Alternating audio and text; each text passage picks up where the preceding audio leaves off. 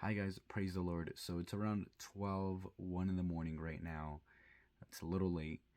But guys, I'm reading the book of Joshua right now and something happens, okay? So chapter 6, they overcome Jericho. Chapter 7 though, something interesting happens.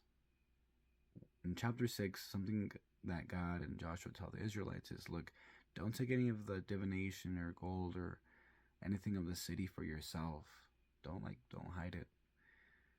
And what do you know? One of the Israelites ends up taking it for himself, and it stops the whole nation from having the covering of God. And if you read chapter 7, one of the interesting things that happens is after they take Jericho, they go to Ai, which is this other location. And as soon as they go into battle, they lose. And Joshua's like, what the hell? Like, we were supposed to win. And then God's like, yeah, you were supposed to, but I'm not with you right now. There's someone who has gone against me. And they eventually find out that it's this guy named Achan.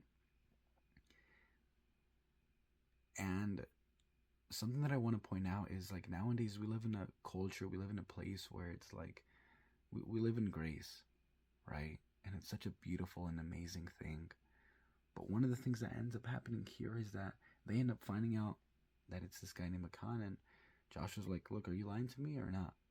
And then Achan's like, yeah, you know what, you're right, like, you caught me, this is what I did.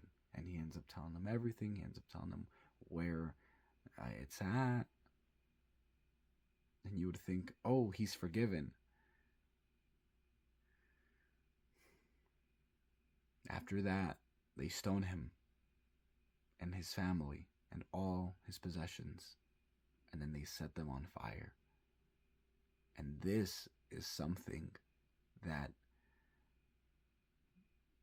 I think is definitely overlooked at the churches, and it makes sense. You don't want to scare people this way. But this is really important because this is the God that we serve. There's obviously so much more context to this story. And one of that is that we serve a holy God, and he should not be messed with. He shouldn't have children that dip their toes in mud, right? But here we are in this day serving the same God, and yet we have this grace that's before us. So just imagine how much God can take you